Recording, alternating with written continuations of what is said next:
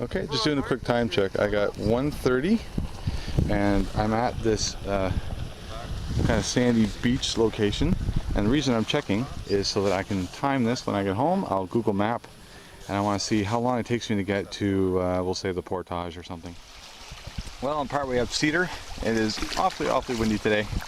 Yeah, some of these waves here are a little crazy. I'm not sure if you can see out there. There's actually rolling whitecaps out there, and I got a long way to go. The canoe is handling well. I've gotten used to the side roll there, and it does a great job cutting through the waves. It's not bobbing up and down all the time. But I think what I'll do is I'll get partway up Cedar Lake and pull over and take a rest. Pump some water, get a snack. Anyway, back at it.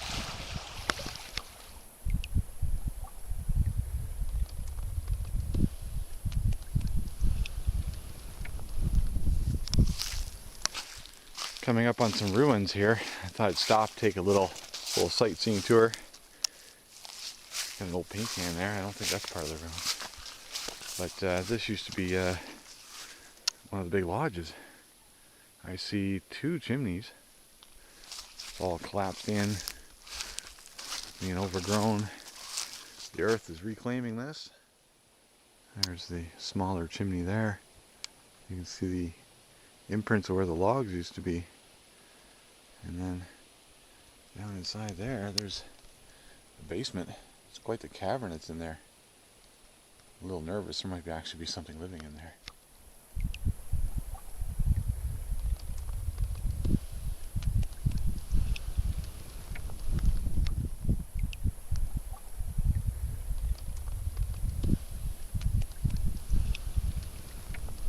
I've just passed Little Cedar Lake into a little small chunk of river into Laurel.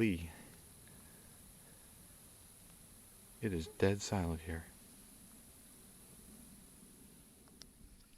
Take a look at the map here. Going along, like I said, I was coming into Laurel, and there's a narrow little chunk of river right here that I'm in, and it looks like a dead end, but if you look very carefully, there's a set of train tracks that cross the river. And I believe right there is my set of train tracks. It's a little spooky in here.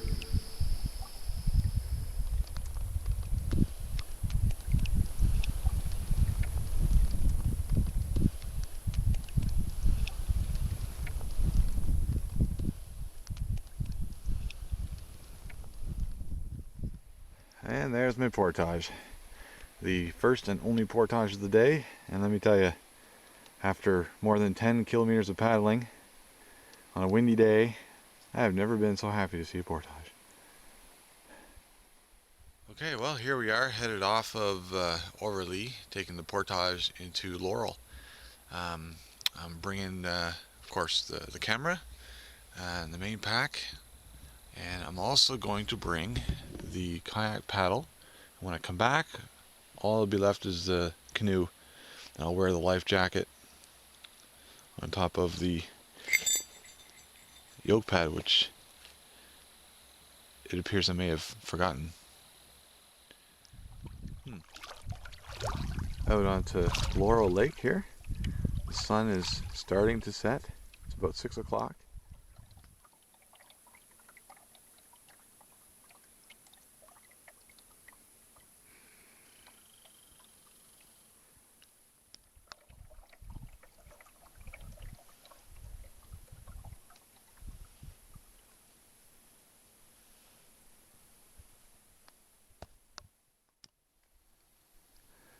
There's the moon rising over there.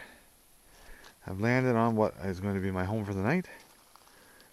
A site that's going to give me some nice warm morning sun exposure. Just a little site inspection here. Got a couple of trees right there that are prime candidates for my hammock. Maybe back there if I think I need more closed-in protection from the breeze. Someone has left me a nice standing piece of firewood.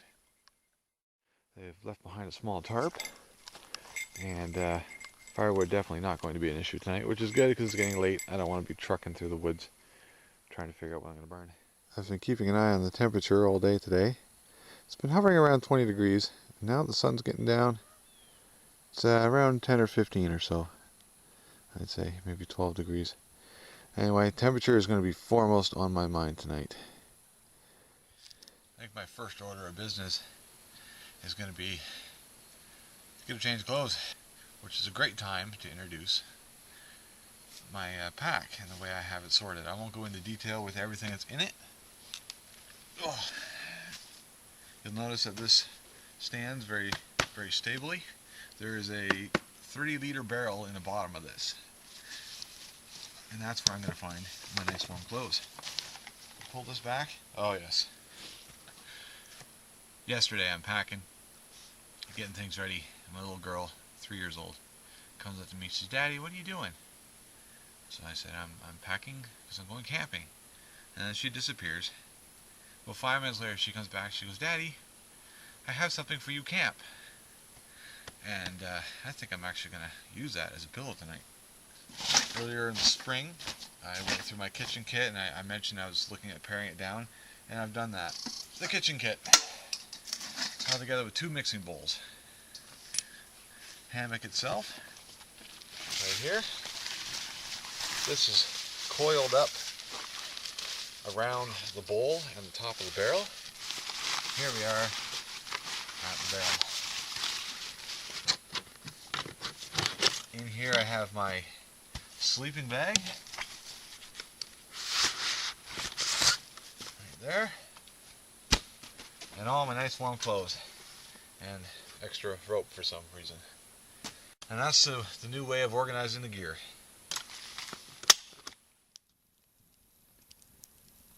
Got a bit of a late start here. I came in just as the sun was setting, around 6 I believe. And by the time I got the hammock set up, and I got some supper and whatnot, it's dark now, and time. Now that I've had supper, hung the food bag, I've done everything that needs to be done. The only thing left to do now is enjoy the fire and go to bed. It's now 9:30. Let's see if I can get a fix on the temperature. Temperature is just below 10, so about 9 degrees. Not a bad night. There's a nice little bit of firewood here. I just had to cut it, and it's taking well. And that's a nice cedar. Well, I'm all tucked into my hammock for the night. It's incredibly comfortable. I've got my inflating pad down, and I've even, not sure if you can see, I've got my emergency reflective blanket on top of the inflating pad, and then of course I'm in my my good sleeping bag. Ride out the night, see how it goes. First night in the hammock.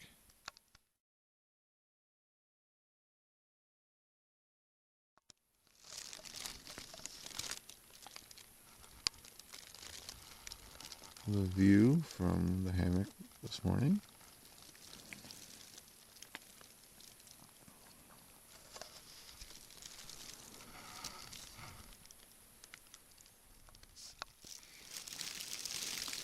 Well, I've had my first night in the hammock, and a little frustrating.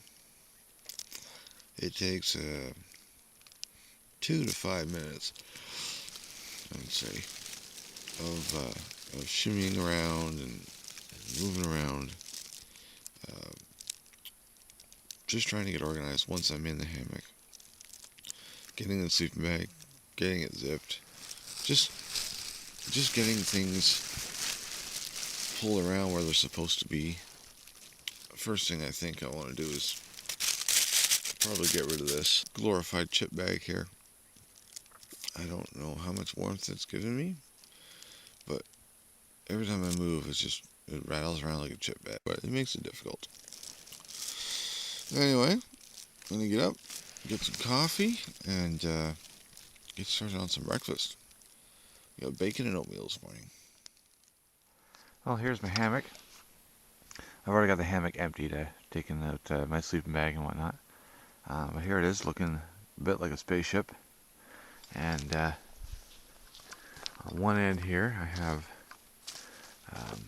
a carabiner and a couple of descending rings, and a really easy knot there. And I won't bother getting into that. There's a fella on YouTube who does a great job of explaining that tip. I don't know if he invented it, but he does a good job. So when I find it, I'm going to put a link to that right here on the tree. See it there? So go ahead and watch that, and you'll see how he does that. And then down at the other end, one of the issues that comes up is the tree huggers, these webbing straps, not quite long enough to get a carabiner around the two ends. And so he has, the same fella has come up with another way to use one descending ring and a carabiner to feed the rope through the two ends of the webbing. And I'll put the link to that video right here on this tree. There you are. I want to take a few minutes and go over the new kitchen kit. I've redone this, and rather than taking it all out and showing you what's in it, I'm going to show you how it all goes together. We have the kettle, like before, and inside will go my dishcloth, my metal scrubby, my spork, soap and hand sanitizer. They go in there. Lid goes on that, and that goes in that big mixing bowl. My nesting pot set consists of a pan, a large pot, a small pot, the nesting pot set on top of the kettle. My stove is the MSR Pocket Rocket. Goes in this little triangular protective case. Okay, that goes in there as well. The isobutane fuel, that goes in there with it. And the little stand folds up, goes in there as well. Then I take the lids, put them in wherever they may fit. Another mixing bowl just goes over top of the whole thing, like that. I've drilled 4 holes in the rim of the big mixing bowl, and a couple little bungees across the top, holds it all together. The big bowl here makes a great dish pan. The way I was using the white one before, the white plastic one. And the top one, this is a great place just to keep all my little odds and ends. Alright, beginning my first portage of many today. Gear's all packed up. And this is a short little one, but she's a steep one.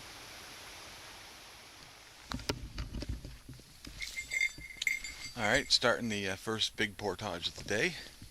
And I have my gear all packed up. I'm gonna be grabbing my paddle and a bag of wet laundry there, and heading off that way. 1,070 meters. We'll see you on the other side, and we'll get some more. Notice that I'm wearing the rain gear. It started to rain a little bit as I was packing up, so I thought best to get it all out now.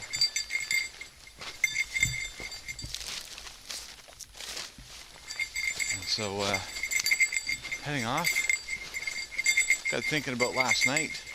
I was concerned about the temperature. It never really got below maybe 8 degrees. My shoulders were just on fire last night. Probably because I did a 10K paddle with no physical conditioning beforehand. And like I said, every time I got out of the hammock to go for a pee, you know, trying to wiggle around in there, really hard on the shoulders. But for the first night in the hammock, I'd say that wasn't bad. Wasn't too bad. Tonight, I'll hope for better things. Get a better system going, you know, practice.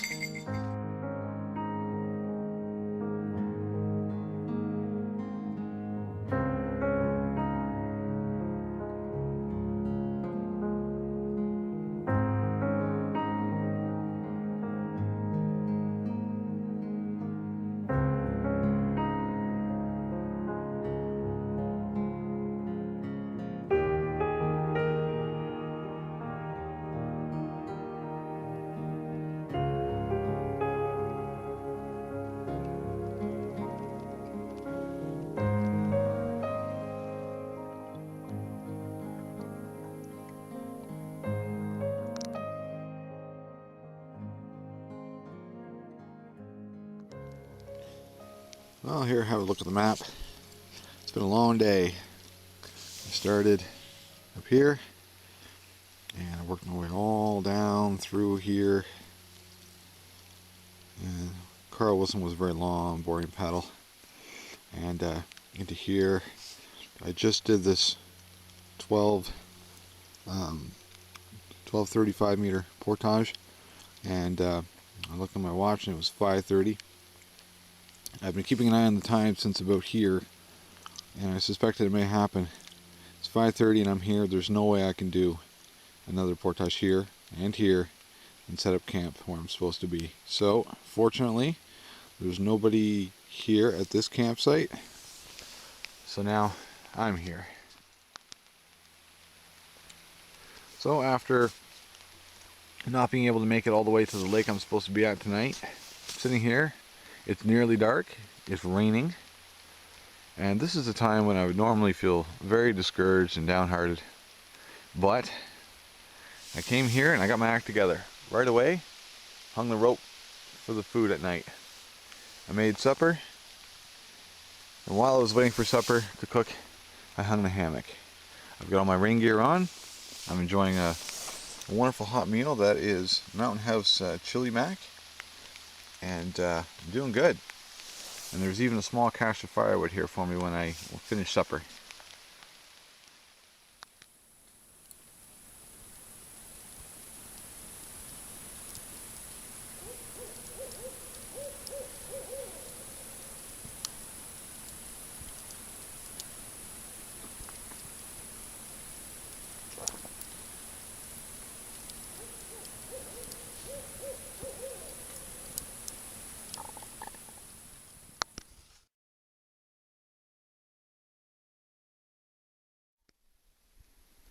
Well, here I am on Gull Lake. Just out of curiosity, I timed myself getting here this morning, and it took me just under an hour and a half to get from the site I stayed at last night to just into Gull Lake. So let's say an hour and a half it would have taken me had I kept on moving. Bear in mind also that is after a good night's sleep and 2 meals into me. Then I did those 2 portages in an hour and a half. I think it would have taken me closer to 2 had I tried to do it last night. That would have me walking through the woods in the dark, let alone setting up camp, and not doing that. So I'm happy with my decision. I'm just being swept off the shore here, which is a great time to stop and have a little snack. I got a cheese string here and a cereal bar, and it's about 11 o'clock, so I'll do one more portage and then stop for lunch. As I go on today, each portage is longer than the last one. My first one was, let's check my map. My first portage today was 345. The one I just finished was 470. I'm about to do a kilometer, and the last one of the day is a 1685. So, but the big one though is mostly downhill as we get onto Cedar Lake, and that's the last one.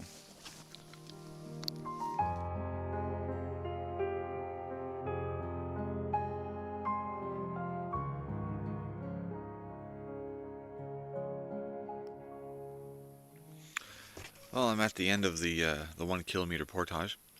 I've also stopped and had some lunch afterwards.